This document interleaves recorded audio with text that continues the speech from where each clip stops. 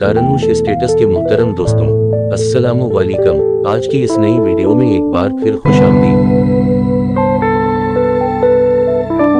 रोमियों ने ईसाई मजहब कबूल करने के बाद यूरोप और शाम में यहूदियों पर जिंदगी तंग कर दी थी। इन्हें दरबदर किया, जुल्म किए, जलील करके रखा और उनका कत्ल किया। जान बचाने और चैन से जीने के लिए यहूदी इन इलाकों की तरफ रुख करते जहां मुसलमानों की हुकूमत होती। रोमियों के ईसाईयत कबूल करने के बाद बैत अल मक़दस से यहूदियों को निकाला गया और इनकी इबादत गाहें तबाह कर दी गईं। इसके बाद हजरत उमर के दौर खिलाफत में बैत अल मक़दस की फतह के बाद यहूदियों को शहर में आने जाने की इजाज़त मिली। 15 हिजरी 637 ईस्वी में बैत अल मक़दस फतह होने के बाद हजरत उमर बिन खिताब रज़ी अल्लाह अन्हा ने यहूदियों को बैत अल मक़दस की ज़ियारत की इजाज़त दी, जबकि उससे पहले ईसाइयों ने इन पर पाबंदी लगा रखी थी।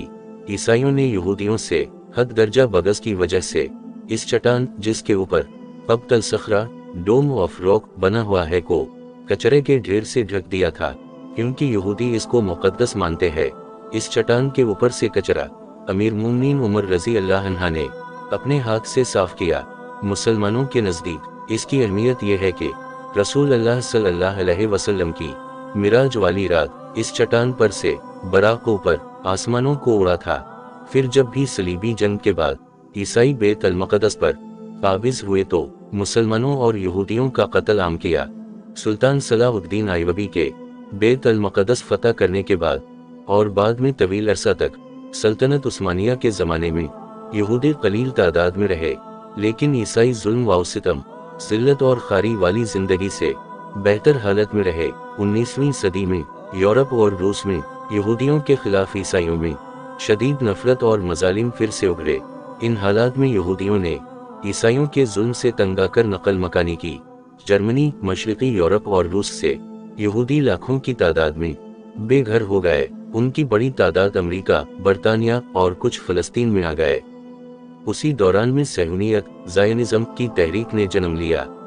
इस तहरीक का मकसद यहूदियों के लिए अपना मुल्क कायम करना था और इसके लिए इन्होंने फ़लस्तीन को चुना। ये तहरीक यूरोप, अमेरिका और फ़लस्तीन में जोर पकड़ती गई और यहूदियों ने बड़ी तादाद में फ़लस्तीन में आबाद होना शुरू कर दिया और यहाँ ज़मीनें खरीदने लगे। ये सल्तनत उस्मानिया का आखिरी ज़माना था।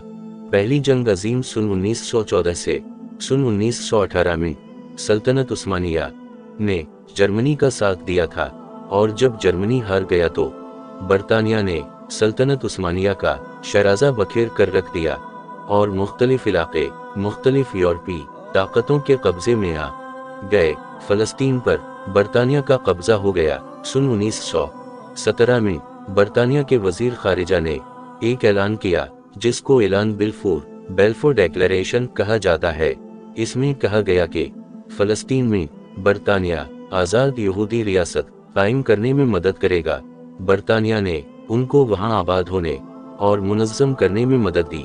जब फ़लस्तीन के अरब मुसलमानों में यहूदियों के खिलाफ शदीद रद्द-अमल पैदा होने लगे और दोनों के दरमियान में शदीद झड़पें होने लगीं तो बरतानिया ने फ़लस्तीन से जाने का फैसला किया और अक़वाम मुत्तहिदा से इस इलाके के मुस्तक़बिल के बारे में फैसला करने का कहा। अक़वाम मुत्तहिदा ने सन 1947 में फैसला दिया कि फ़लस्तीन को 2 रियासतों में तक़सीम कर दिया जाए।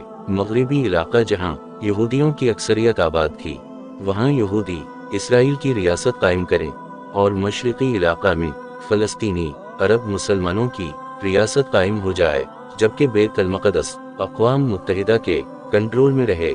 यहूदियों ने इस फार्मूले को कबूल कर लिया, जबकि फ़लस्तीनी मुसलमानों और अरब ममालिक ने अपने दरमियान में एक यहूदी रियासत के क़याम को यकसर मुस्तरद कर दिया।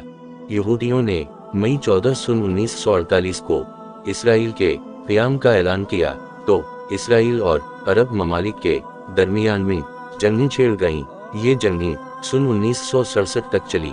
जंग की शुरुआत में इसराइल ने मग़रिबी बैत अल मक़दस पर कब्ज़ा कर लिया और फ़लस्तीन के कुछ और इलाके भी अपने कब्ज़े में ले लिए।